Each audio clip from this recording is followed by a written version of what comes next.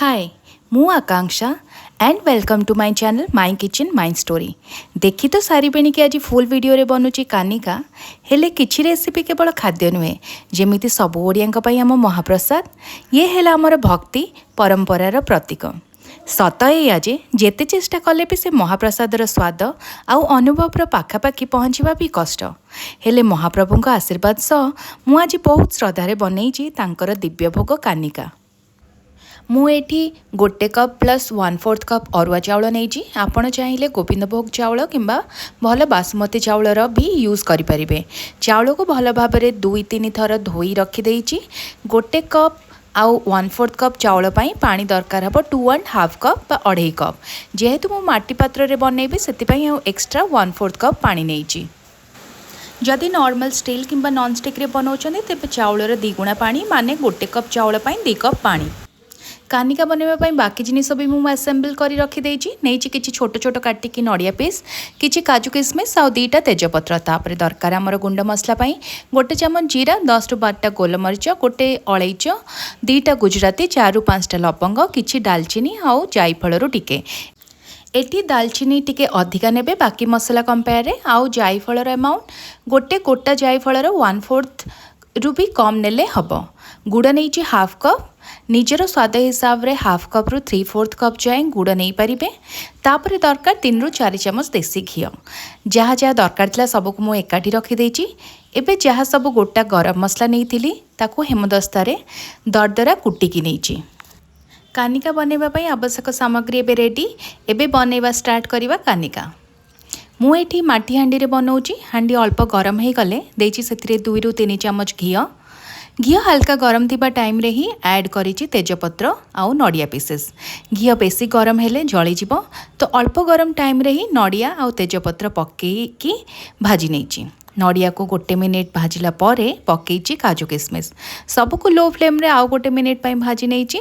Flame को लो रखिकी ही भाजिबे काहेकि काजू किसमिस पोड़ी गले पूरा कानिकार स्वादटा खराब हो जिवो।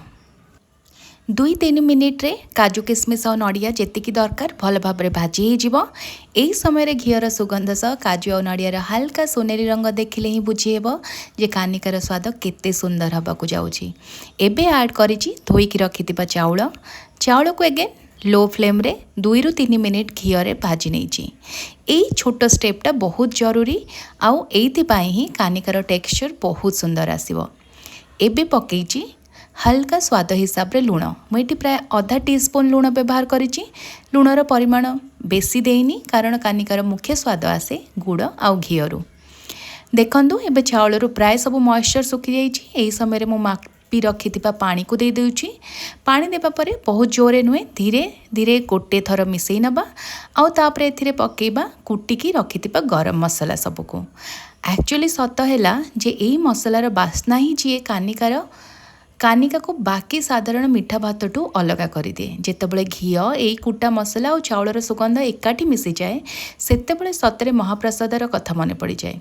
से दिव्य सुगंध को हुए तो घरे संपूर्ण भाव में आनीपारानी किंतु श्रद्धा और भक्ति सह तैयारी कले से अनुभूति निश्चय मिलता है। एबे सबको भल भाव में मिसाई हांडी को घोड़ाई प्राय 5 मिनिट पर रखिदेबा। फ्लेम को मु लो रु मीडियम रखी। कानिका जेते धीरे धीरे रांधिबो तार स्वाद सेते भल आसिबो। 5 मिनिट पर चाउल सुंदर भाव में फुटी आसी। एबे ढांकुणी खोली गुड़ पकई दूची। गुड़ पकईवा पर बहुत सावधान धीरे धीरे मिसेबा जेपरी चाउल दाना गुड़िक भांगी न जाए। जदि एटी हार्ड बा ब्लॉक साइज रो जो गुड़ आसे सेटा व्यवहार करुछन्ते ताहले से गुड़ को ग्रेट करि नेबे। तापर पुणी हांडी को घोड़ई आउ 10 मिनिट पाई रांधिबा। एई 10 मिनिट भितर ढांकुणी को बारंबार खोलिबा दरकार नहीं। 10 मिनिट पर ढांकुणी खोली शेष में 1 चामच घी पकई देइछि। घी पकईला परे हांडी को पुणी थरे घोड़े किछि मिनिट रखिदेबा। स्टीम रे चाउलर प्रत्येक दाना फुली उठिबा और कानिका संपूर्ण भावे प्रस्तुत हो। एमिति सुगंधित नरम और भक्तिर भावना तैयारी होतिबा कानिका केवल गोटे रेसिपी नुहे यह आम ओडिशार परंपरा संस्कृति और श्री जगन्नाथଙ୍କ प्रति अगाध भक्तिर एक सुंदर प्रतीक। यही रथयात्रा रे आपण माने मध्य घरे निश्चय थरे यही कानिका बनै देखंतु। बनवा पर कमेंट रे जणांतु केमिति बनिला। वीडियोटी जदि आपंक भल लगी थाए ताहले लाइक शेयर सब्सक्राइब। जय जगन्नाथ।